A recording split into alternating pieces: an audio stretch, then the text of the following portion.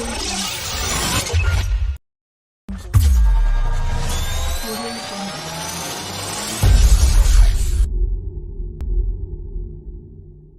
everyone. Welcome to the Tech Talk show from Quadrant Knowledge Solutions. So today we have with us Mr. Sunil David, who is the digital technology consultant and who is also the former regional director of IoT in AT&T. Sunil, welcome to the show and thanks for joining us in today's session. Thank you, Shekhar, for inviting me. Yeah, so a pleasure. So, Sunil, I just want to start with very obvious questions about emerging technologies that making impact in our world. So, would you like to highlight major game-changing technologies which you think that will have the biggest influence on our world in, say, 2023 and beyond? Right, Shekhar. So over the last 12 months or so, uh, the two technologies that have been really taking the world by storm, and more recently, the last few months, has been Metaverse and ChatGPT. Okay. Yes.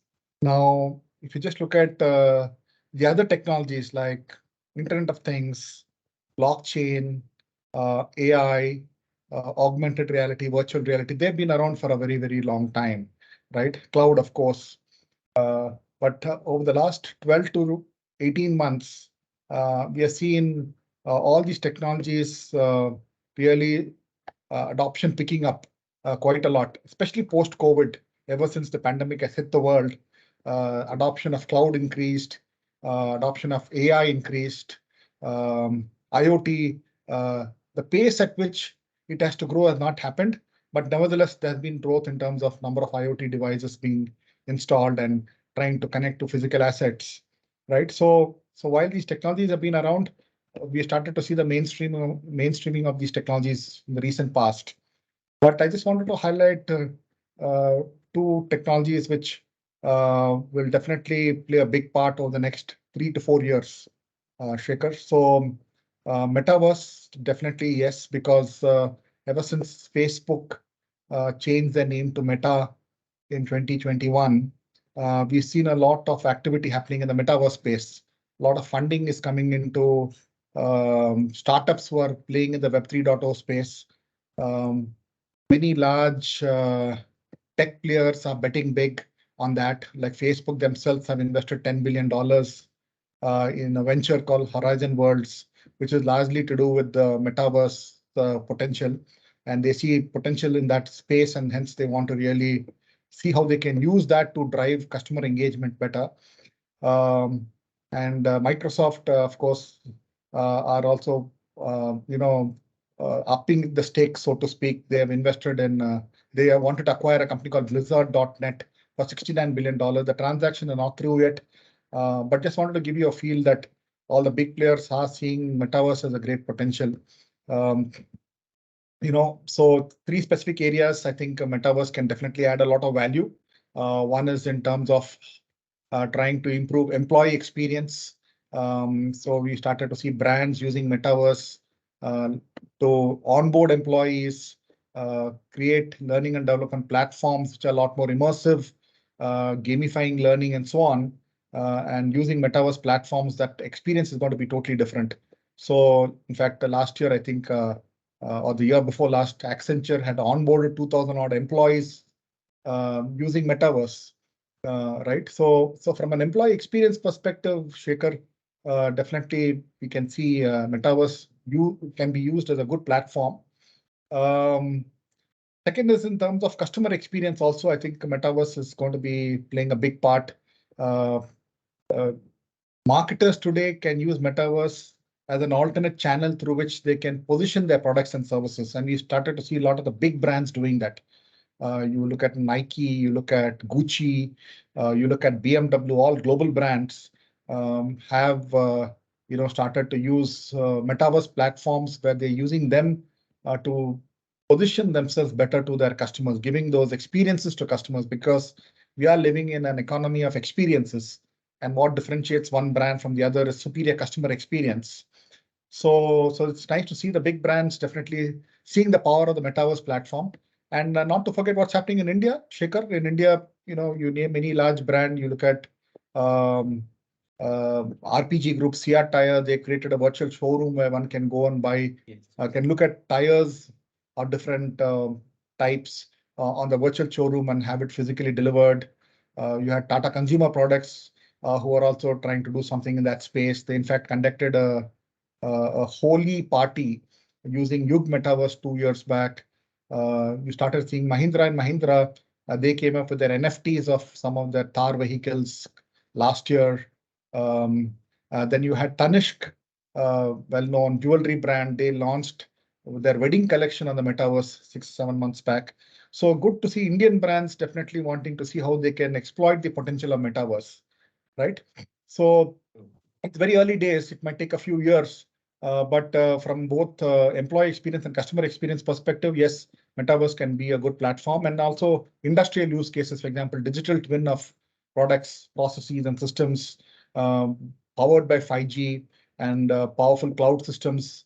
You have it, all these digital replicas on 3D on a cloud platform that makes a huge difference to optimize product performance and so on.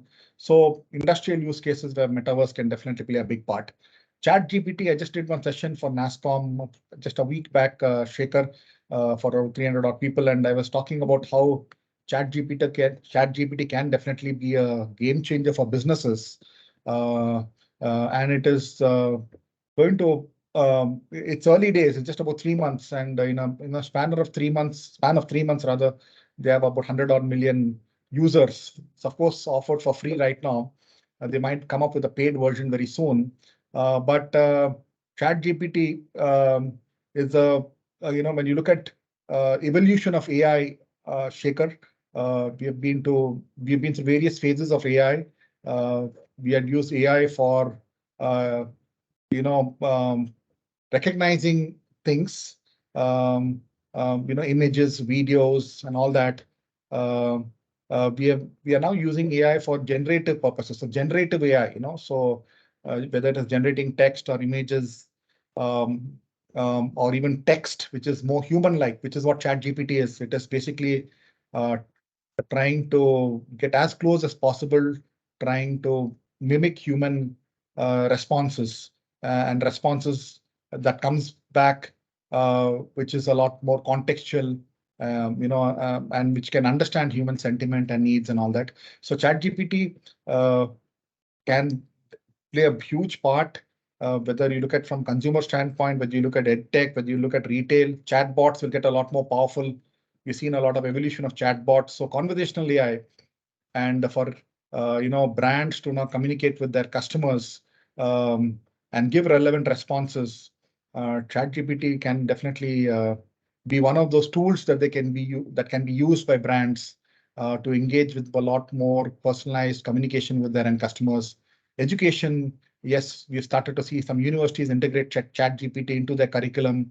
So that is, and even some of the large Indian system integrators like TCS and Wipro have started to see how they can use ChatGPT in specific client situations, and it's only going to make life easier. It's not going to replace um, human jobs, in my view. It's only going to add and augment human capability, right? So a lot of the tasks that we normally do manually can be automated that perhaps ChatGPT can do, but human creativity, human instinct, human empathy, that will obviously something which no machine can replace. Right. So I see ChatGPT definitely as a really a game changer going forward. So in my view, just to sum up, Metaverse and ChatGPT are those technologies which we'll probably see a lot more use cases over the next 2 to 3 years.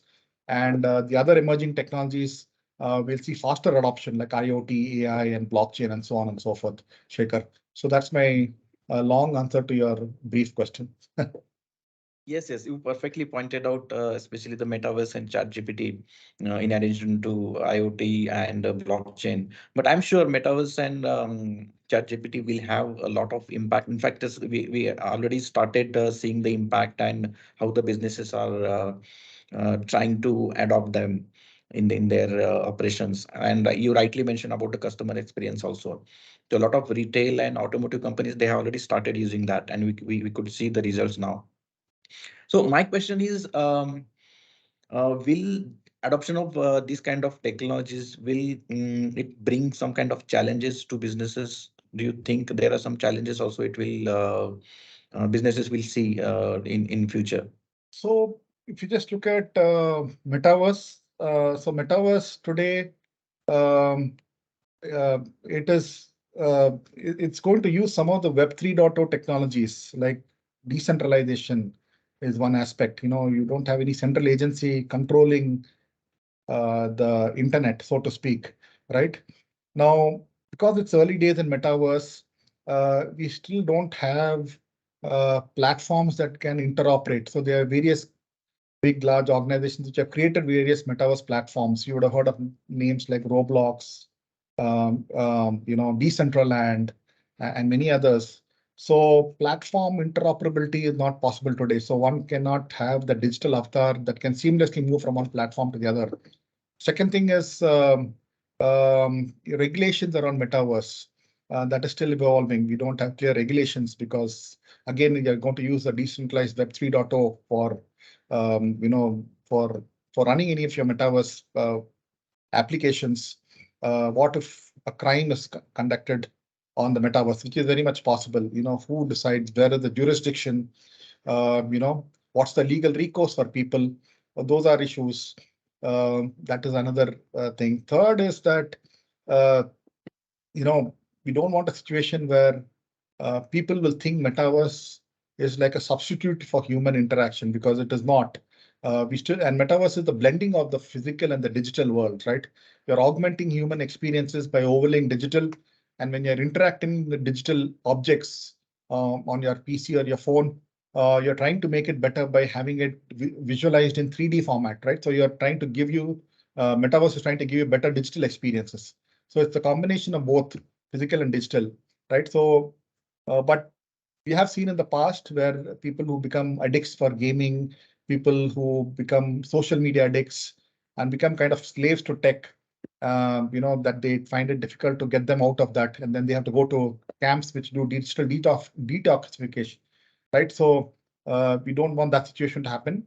So there's always that balance and moderation needed, when you look at the virtual world, right? Because with Metaverse, it's all about immersive experiences. You're going to use AR and VR to get into an immersive world. Plus, of course, you can also use human interfaces like your PCs and your smartphones, powerful ones, which can be used as interfaces to access Metaverse. But especially for the Gen Z, the Gen Alpha, if they really get hooked onto these platforms and you know are not able to balance the use, then it might lead to a lot of mental health issues, Shekhar. So that's something which needs to be watched out for. And also the fact that today Metaverse might be for the elite. Uh, we need it to be democratized. It has to go to every person, right? So for that, it will take a while because the cost of technology has to come down even further, and affordability of headsets, especially if you're trying to use VR to get into Metaverse, cost of computing has to come down even further so that the common man can afford it. Even smartphones have to get a lot more cost effective for people to use smartphone as an interface into Metaverse, right? And then if you look at ChatGPT again, it is evolving, right? It's just about 3 months old. And there are questions related to, intellectual property rights, because ChatGPT doesn't explain to you where the output is coming from, right? So there are somebody who has an IPR for certain things, for certain content.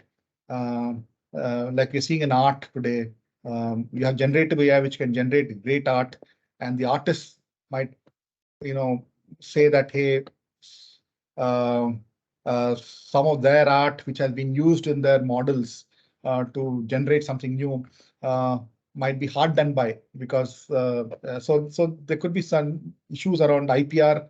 That is something which could be a potential issue.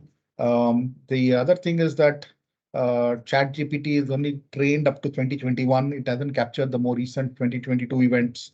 So it may not be accurate. So there are times when I use ChatGPT, it threw up inaccurate information, right? So, and if that is construed as correct, then that will be a challenge, right? So one has to still verify, even when you get an output from ChatGPT, whether it is valid or not.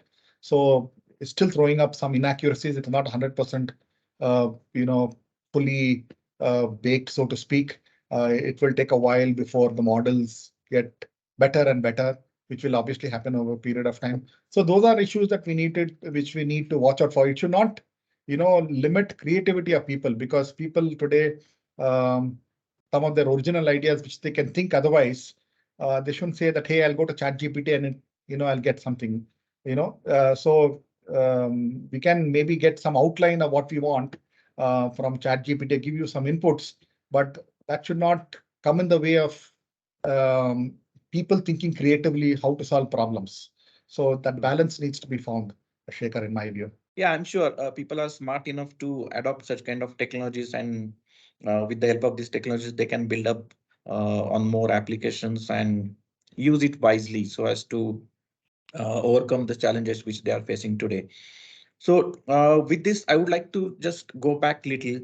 When these digital technologies started getting implemented. So like digital transformation, when it was launched, and then after a few years, it became like people would used to be proud to say they are digitally active. But now that stage has changed to digitally competitive. So going forward, what do you think will drive digital transformation strategy, and how critical is the change management in this area in future? No, very rightly put question, Shekhar. Uh, Digital transformation, we have seen adoption pick up significantly the last 3 years, ever since the pandemic has hit us. And I think what is very clear today is that the boundaries have blurred between physical and digital. It is phygital today, a combination of physical and digital. And digital transformation is not a nice to have; it's a must have today for survivable, for organizations to survive and to grow. The issue is that one should not think when you look at digital transformation, it's just not about technology, Shekhar. It is also about people, right? So when you talk about transforming an organization digitally, it would mean that you're changing some of your processes. You're changing how you're interacting with your customers. You're changing some of your operations. You're using digitally enabled tools to have for that to happen. And as you said, change management is the biggest issue today. What's one barrier? Because while you might want to use all these great digital tools, the individuals, if they are not trained to handle it, or if they are not willing to change based on the needs of the organization, then that can hamper any digital transformation initiative. Many digital transformation initiatives fail for two reasons. One is that ineffective change management. Second thing is that there's no alignment between the top and other functions. There should be the digital vision of the organization has to percolate through the entire and permeate through the entire organization. Every function should be aligned. And if you have functions which are not willing to align to the digital vision, they're not able to respond to changes and not willing to work, using the right tools, digital tools, then it might become a challenge, right? So that is an issue. That is a issue. So it calls for obviously a lot more skilling people. One is especially for the technology people. They need to learn how to use the best of tools. Plus, even for the non-tech people, they may not be doing technical jobs, but they must know how the tools would help them and augment them in their work, right? So skilling is definitely a big challenge, and that is an issue. We have a shortage of talent when you look at data science and AI skills. Demand is huge.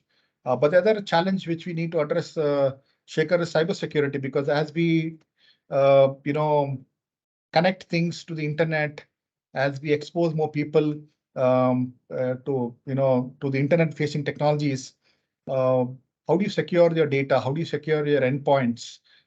Many of them are moved applications to the cloud, securing your application to the cloud. So cybersecurity is going to be a big challenge. Organizations have to find ways to cope with the threats. Threat surface has widened.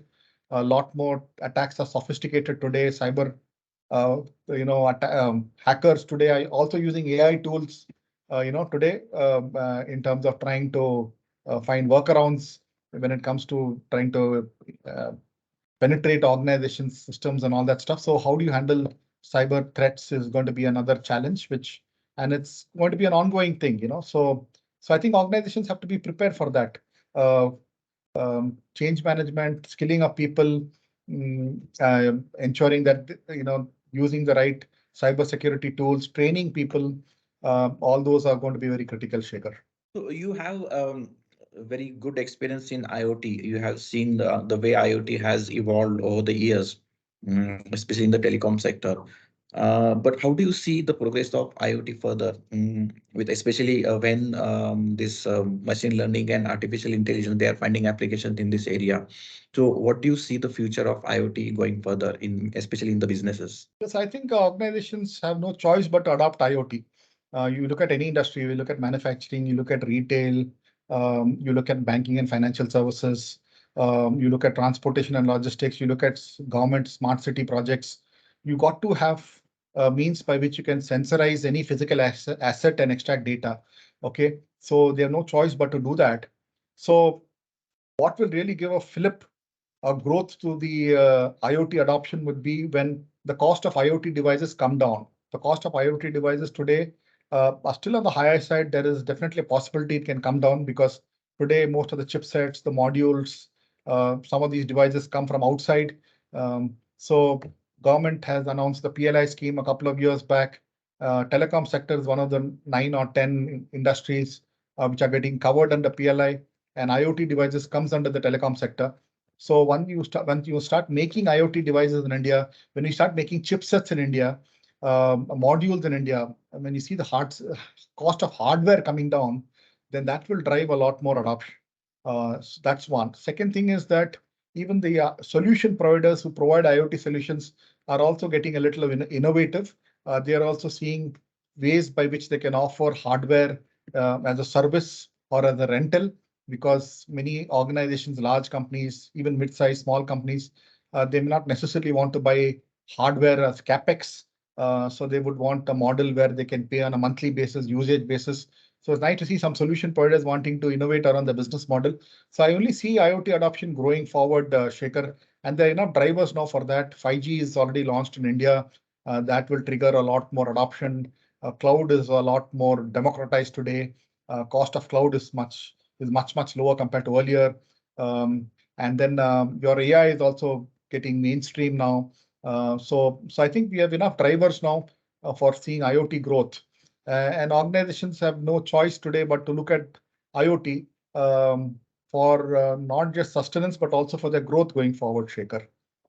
So their whole survival is going to be in question if they do not implement IoT in their businesses, in their operations. And we are also seeing this trend where IoT and AI are kind of converging together, because no point in getting all the sensor data and you're not able to analyze it and to be able to get those insights and take decisions, right? So we are going to clearly see this convergence happening between IoT and AI, Shekhar, in my view. You just mentioned about the cybersecurity and how do you handle the security with the increased adoption of digital technologies. So, going further, do you find that more challenging? Because now everyone, every business or every customer or every person to that matter is trying to use digital technology to some extent. So how do you see the importance of cybersecurity getting into people's mind, and what kind of challenges you can foresee, and how are like businesses or people prepared to handle that? Yeah, so I think one very important issue, Shekhar, is that when you look at cybersecurity, it calls for a lot of cyber hygiene uh, within an organization. And what I mean by cyber hygiene is that employees themselves should realize that they have to follow proper practices when it comes to cybersecurity. Because many times what happens is that threats are insider threats. Somebody has clicked on a phishing link. Somebody has revealed his credentials because of social engineering attacks. Very, very common. People would call up, Yes. and say that, hey, your account is going to get deactivated and so on and so forth. And you had people revealing that information about their OTP, password, and all. Very, very common, right? And even some of the fundamentals are not taken care of. Sometimes I've seen in the past IoT devices being shipped, organizations don't change the default password. Some very common default passwords are QWERTY. Some passwords are like 123456778. Very easy for them hackers to decipher, right? So I think what is really needed is follow the basics, fundamentals, very, very important.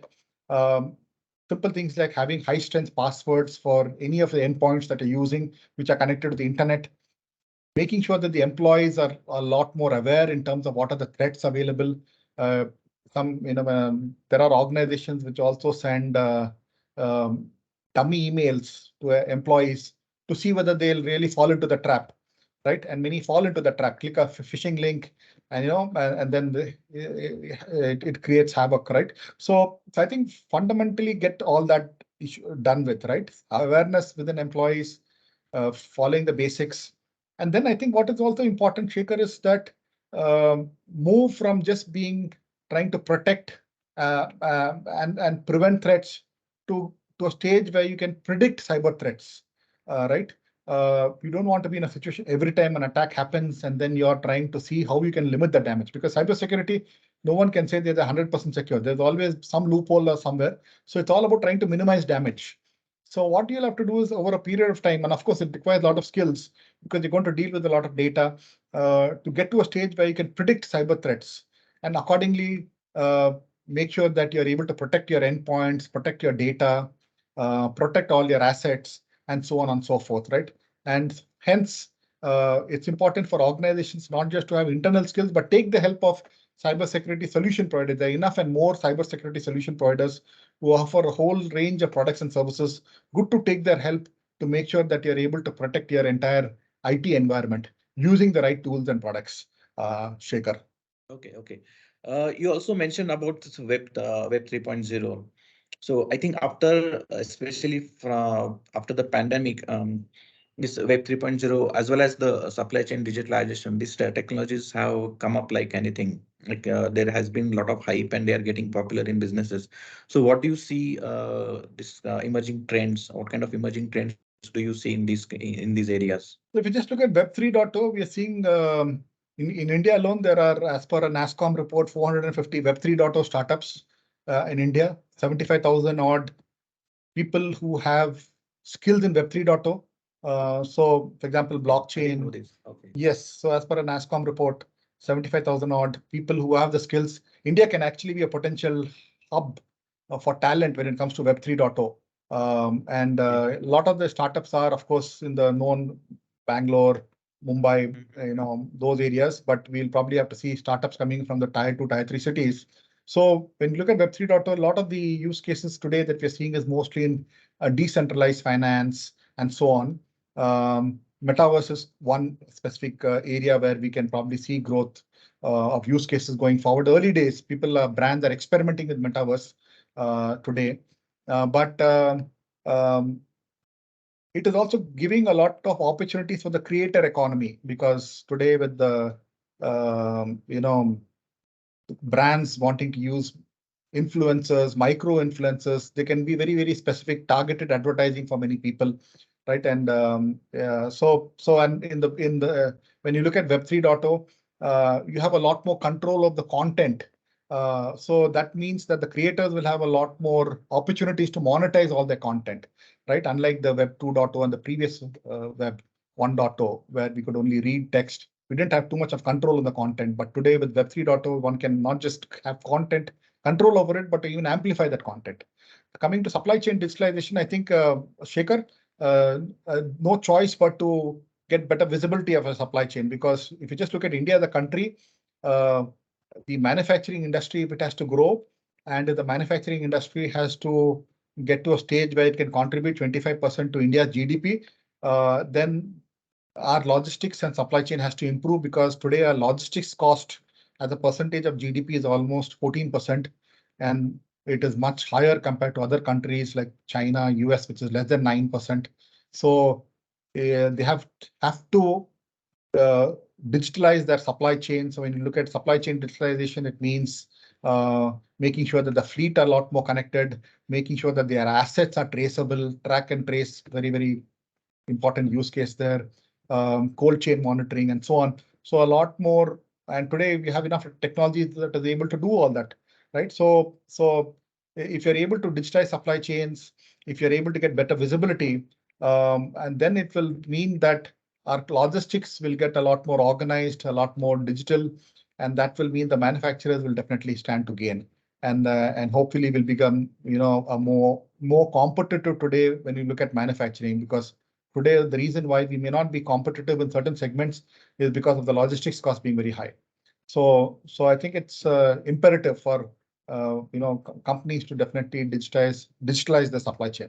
Shekhar. Yeah, I think going forward, I believe the way you put your thoughts on various or observations on various technologies which are like is actually disrupting the whole scenario. We can see lots of technologies coming in, lot of applications coming in all kinds of businesses, and the way people are like adopting these technologies. So going forward, it will be like it's sometimes gets difficult to keep track of these technologies because of a lot of things are happening. So I think interacting with people like you and putting this forward or telecasting these kind of sessions, I think that will help people to understand what is going on in the technology area. So thanks, Sunil. It was really pleasure having you in our session, and thanks for putting your thoughts and observations on various facets of technology. You put in lots of facts and figures also to support your observations. So thanks again, and I look forward to connect with you again in the next session. Thank you, Shekhar. Thank you for the opportunity. Thank you.